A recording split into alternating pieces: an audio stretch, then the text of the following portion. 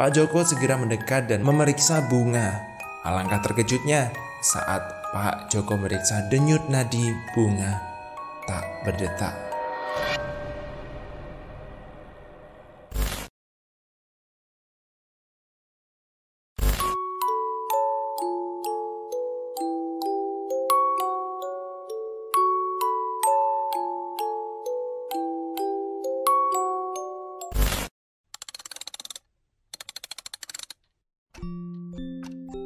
Tersesat di Pulau Sempu, Malang. Tulisan ini ditulis oleh Restu Wiratmaja. Buat teman-teman yang udah nonton part 1, terima kasih ya udah nonton. Saatnya kita lanjut di part kedua. Mereka melihat bukan penduduk yang seperti biasanya, melainkan berbagai macam makhluk halus dengan berbagai rupa dan ukuran. Mereka berdua hanya bisa diam tanpa bisa berbuat apapun. Mereka seolah tak percaya dengan apa yang mereka lihat di hadapannya. Dalam hati Rudi bertanya, selama ini mereka berada di tengah-tengah kampung lelembut ternyata. Sedangkan Putri bertanya dalam hatinya, terus Pak Rahman, Bi Zainah, dan Kimus itu sesungguhnya mereka siapa? Tak terasa mungkin sekitar setengah jam mereka berdiri mematung di tengah pintu. Sampai pada akhirnya Pak Joko menyusul mereka. Hehehe, kalian kenapa di situ? Tanya Pak Joko dari belakang mereka berdua. Ada apa kalian? Pak Joko kemudian mengulangi pertanyaan lagi. Pak, ada apa toh? Coba Papa lihat di depan itu, Pak, jawab Putri. Pak Joko segera mendongakkan kepalanya dan Pak Joko pun melihat apa yang mereka lihat. Tanpa sadar Pak Joko berkata, "Astaga, ya Tuhan, itu siapa?" Entah kekuatan dari mana Pak Joko segera mengajak kedua anaknya itu masuk. Ayo masuk, perintah Pak Joko. Mereka berdua masuk rumah dengan tanpa berkata-kata dan disusul Pak Joko di belakangnya. Pak Joko segera menutup pintu dan menguncinya. Pak Joko segera mengambil air minum untuk kedua anaknya. Kalian minum dulu biar tenang ya. Kalian istirahat dulu di kamar Papa ya. Mereka berdua nurut saja tanpa berkata apapun. Setelah itu Pak Joko segera menemui istrinya. Ma, Papa mau bicara ini, kata Pak Joko. Ada apa toh Pak? Kok kelihatannya tegang seperti itu? Kata Bu Joko. Gini loh Ma, gini. Sebetulnya kita ini ada di perkampungan makhluk halus ternyata. Pak Joko dengan sedikit tegang. Papa gak bercanda kan? Jangan nakut-nakutin Mama deh. Papa gak bercanda Ma. Kita bertiga menyaksikan sendiri barusan di depan, kata Pak Joko. Ya Tuhan, jadi selama ini kita benar-benar berbaur dengan mereka, Pak? Jawab Bu Joko dengan tegang pula. Iya, Ma, iya. Terus kita harus bagaimana, Pak? Tenang saja, Ma. Bagaimanapun caranya, besok pagi kita harus keluar dari kampung ini. Nah, sekarang kita istirahat dulu ya untuk mempersiapkan nanti. Jawab Pak Joko berusaha menenangkan istrinya. Bu Joko sudah nggak respon lagi. Beliau segera tidur di sebelah bunga. Akhirnya Pak Joko pun ikut tertidur di samping Bu Joko. Sedangkan Rudi dan Putri tidur bersama satu tempat di tempat tidur papanya yang tadi.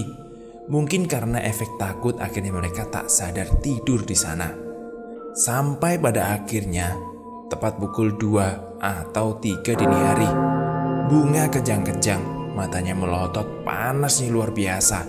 Bu Joko panik dan saat itu Pak Joko berusaha tetap tenang dan membangunkan kedua anak yang lain. Bu Joko semakin panik. Pak Joko tetap berusaha untuk menenangkan istri dan segera memanggil kedua anaknya. Rudi, Rud, Putri, cepat bangun. Adikmu sakitnya semakin parah itu. Rudi, Putri, bangun nak, bangun. Adikmu kejang-kejang. Pak Joko berusaha membangunkan keduanya. Rudi dan Putri langsung bangun dan bergegas ke kamar sebelah untuk memastikan keadaan adiknya. Benar saja, Bunga sedang kelojotan disertai matanya yang melotot, membuat suasana menjadi semakin menegangkan. Bu Joko yang terus memegangi tubuh Bunga hanya bisa menangis dan memanggil nama mereka.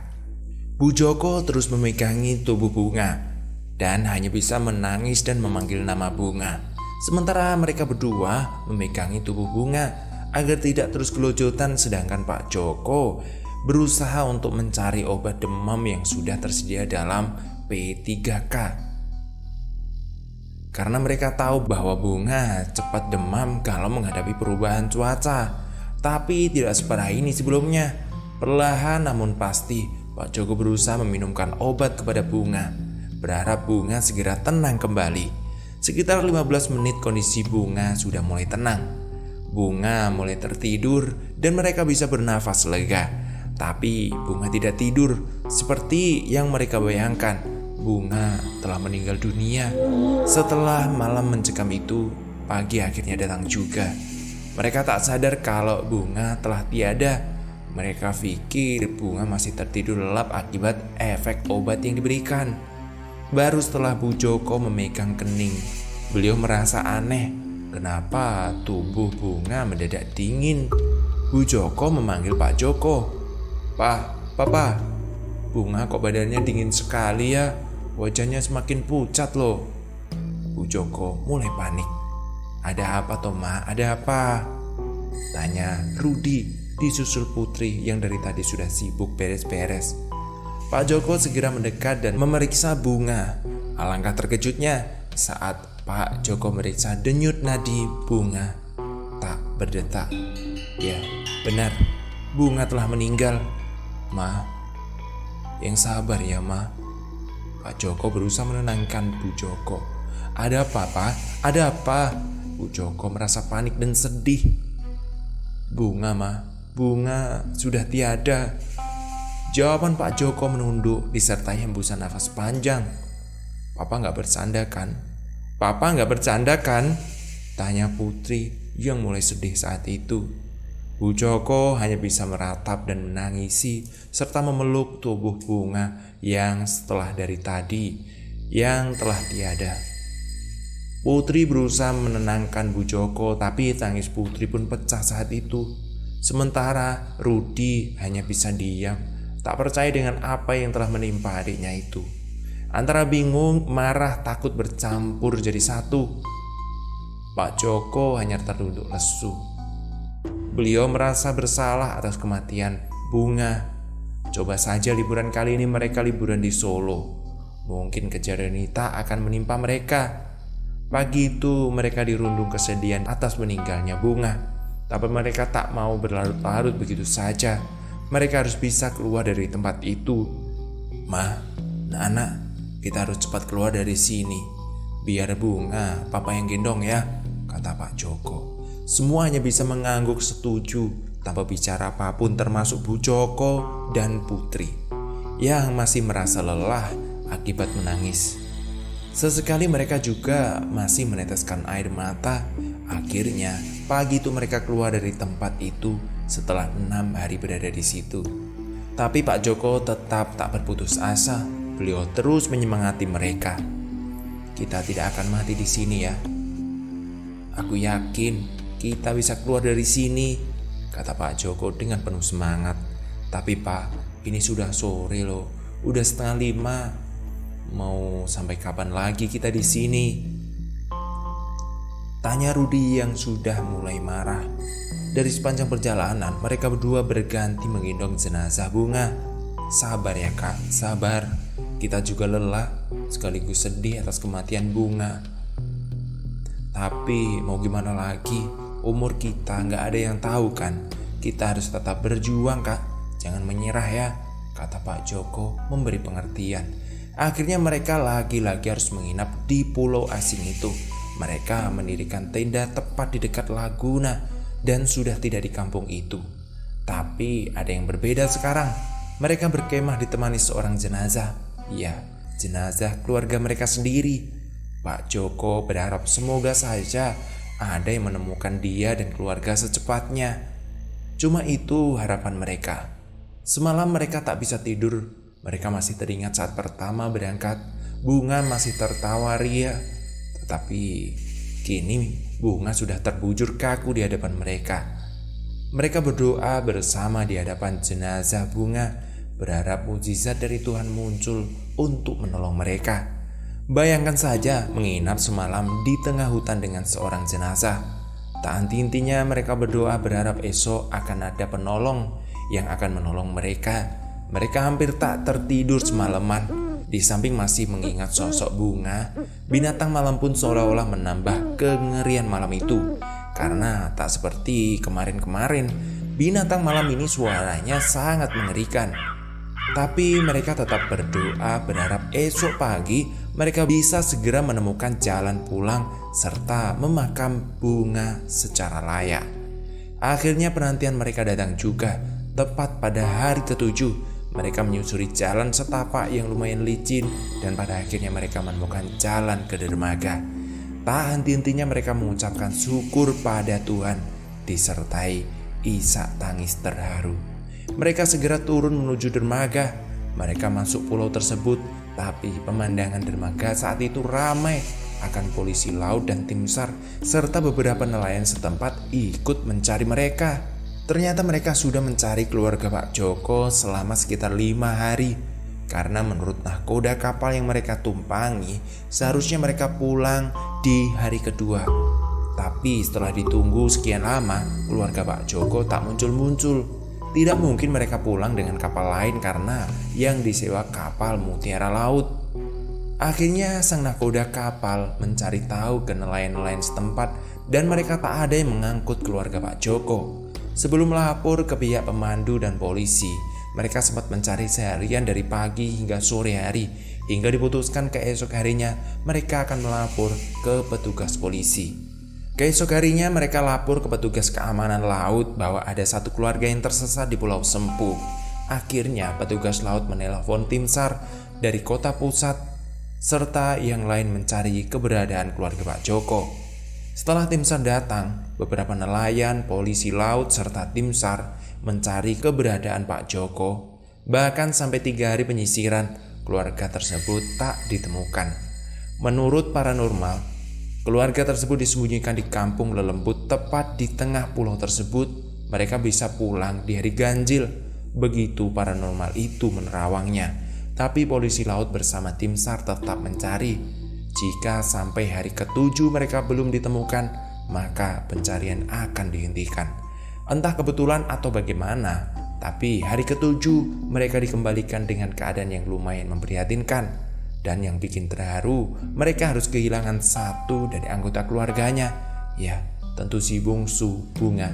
Setelah berhasil dievakuasi, mereka segera dinaikkan ke mobil salah satu sukarelawan untuk dibawa ke puskesmas setempat. Sedangkan jenazah Bunga segera dibawa ke rumah sakit untuk proses penyelidikan. Setelah semua beres, mereka segera diterbangkan menuju Jakarta. Bunga akhirnya dimakamkan di Jakarta. Isak tangis mengiringi kepergian gadis cantik ini. Diawali dengan malam setelah Bunga dimakamkan. Bu Joko bermimpi bahwa Bunga dibawa sosok cantik seperti seorang putri kerajaan Jawa kuno. Bu Joko sempat berteriak, "Jangan bawa anakku! Jangan! Tolong kembalikan anakku!" Hingga disadarkan oleh Pak Joko. Bu Joko sempat menceritakan akan mimpinya.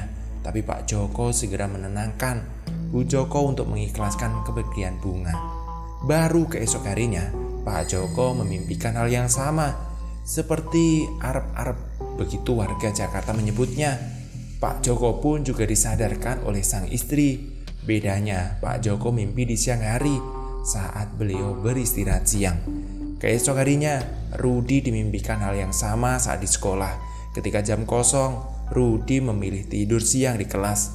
Saat tidur, Rudi mimpi didatangi Bunga, tapi dia tanpa bicara di sampingnya dan berdiri sosok wanita memakai pakaian tradisional Jawa, lengkap dengan sanggul, lebih tepatnya seperti pengantin wanita Jawa. Rudi sempat tersengal-sengal serta berkeringat lumayan banyak. sempat teman Rudi sebangkunya menyadarkannya. Rudi tak bicara apa-apa, cuma bilang bahwa ini adalah mimpi buruk. Baru malam harinya, giliran Putri dimimpikan hal yang sama dengan Rudi kakaknya. Akhirnya keesok harinya, Pak Joko menanyakan perihal mimpinya kepada orang yang mengerti soal ini. Orang ini berkata, mereka sekeluarga harus berdoa menurut keyakinan mereka, di mana Bunga selama 7 hari berturut-turut arwah Bunga tenang di alamnya.